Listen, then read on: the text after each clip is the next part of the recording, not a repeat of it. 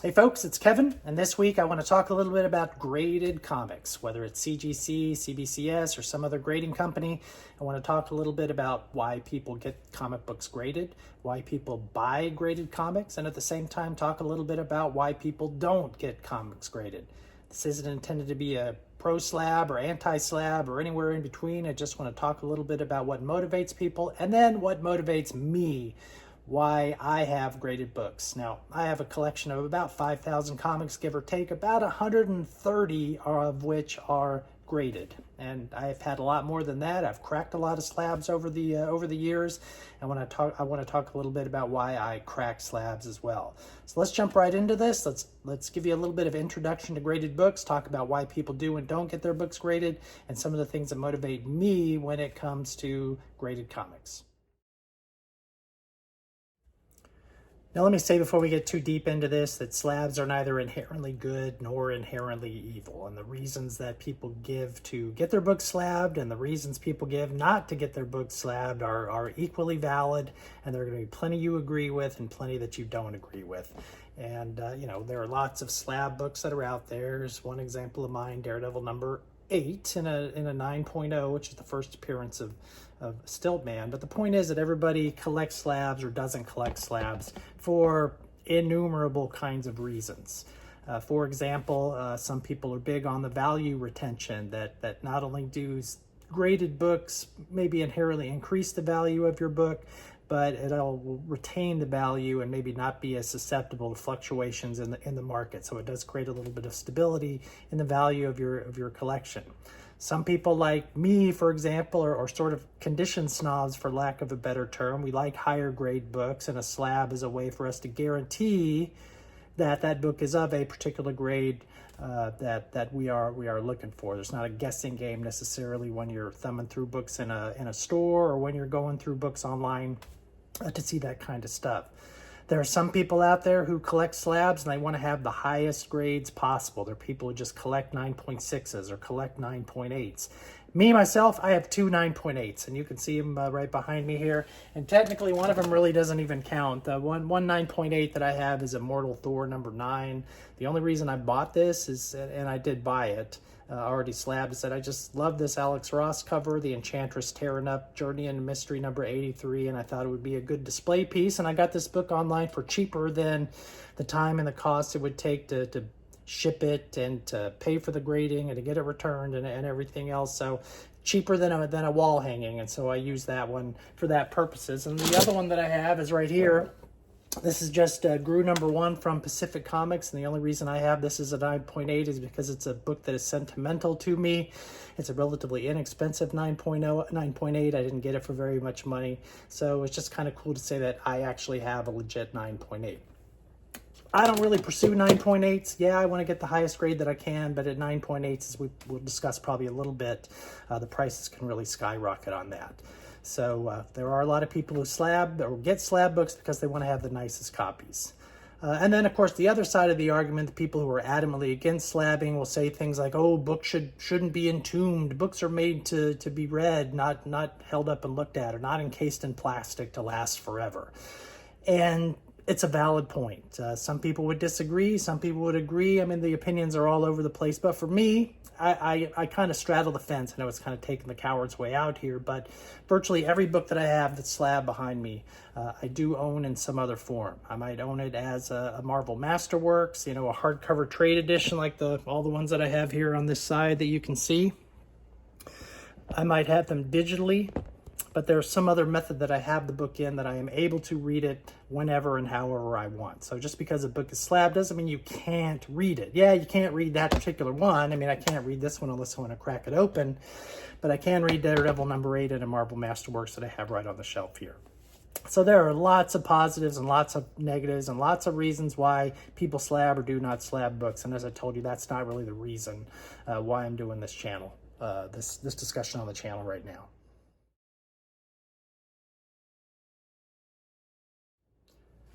All right, with all this in mind, let's talk a little bit about my slabbing philosophy. When do I want a book slabbed? When do I get a book slab? When do I crack a slab? So let's dive right into this. So one reason I like graded books is because it's a grade guarantee. Now, You know, we can have a discussion until the cows come home about how accurate the grading companies are. And I've seen some books that are slabbed at 9.6s that don't look that good. And I've seen some that are slabbed at 7.0s. And I'm like, what is wrong with this book? Why did it get a 7.0? So we know it's not an exact science. We know that. But when you get a book that has a slab on it, it's in the registry and you can be very confident that it is that grade.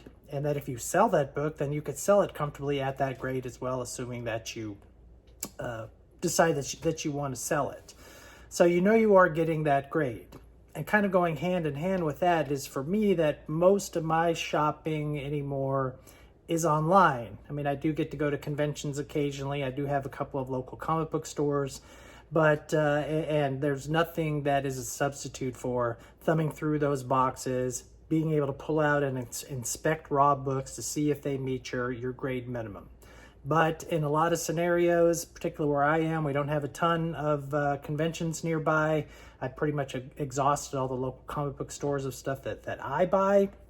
So online becomes really the primary way that I add to my collection. And online listings run the gambit. Some are great and some are terrible. Pictures aren't necessarily clear. There are hidden defects. When you get a book that is graded, then you know, again, comfortably that that's the grade that it's going to be. Now, to be fair, I have, and I'll do a separate video on eBay sometime soon, but I have some trusted sellers that I've bought from enough to know that their grading is in the ballpark, and if they say it's a certain grade, then I feel confident buying it from them. But I'm not going to buy an expensive book sight unseen from a buyer that I've never bought from before. And I'm probably not going to buy a whole lot of expensive raw books in general online. So a graded book allows me to go around that and get a more expensive book that I'm comfortable with. So yeah, and my want list is kind of weird as well, and that's another video that I might do at some point. Another thing that I look for with slabs is books that are that have low populations. A lot of filler of Silver Age books. There aren't a ton of them that have been graded. I showed you this a couple of videos ago, this Green Lantern number 31 that I bought on Heritage about 3 weeks ago. In a 9.4, there's only like 6 that are in this grade and not too many that are higher than that. So it's in the upper echelons of that. And a rare book, as far as the high grade population is concerned, it's something that's pretty appealing to me. And if I can get it for a good price, I jump right at it. So as a rule of thumb for me, I try to buy the highest grade that I can afford. I set a budget, I go shopping, I have a rough idea what kind of grade I can afford at the price that I'm willing to pay, and again, a slab gives me that confidence to know that it does meet that minimum grade standard that I want. So honestly, I'm not actively searching for grades. It's not for graded books. It's not on the top of my list, but if I find a graded book that's at a fair price, and when I compare it to a raw book that might be of the same price, I'll usually buy the graded one. And believe it or not, sometimes slabs, I can get them cheaper than the fair market value of a raw book at that grade, or even lower than that grade. Again, using this one as an example, I bought this in Heritage, believe it or not. I got it at a graded 9.4, and the price that I paid for this book was less than the fair market value of a raw 9.2. So that becomes an easy thing for me to go ahead and get the graded one at a higher grade and save a little money on what your designated budget was. All right, the last thing that I want to talk about before I wrap this video up is cracking slabs. And I told you at the beginning that I have cracked a bunch of slabs. Why do I crack slabs? Well, it kind of goes back to some of these prerequisites that I gave you just a couple of minutes ago. The slabs help me to guarantee a grade. And I have 2 criteria in me determining whether or not I'm going to crack a slab. Really just one. And the main one is just the value of the book.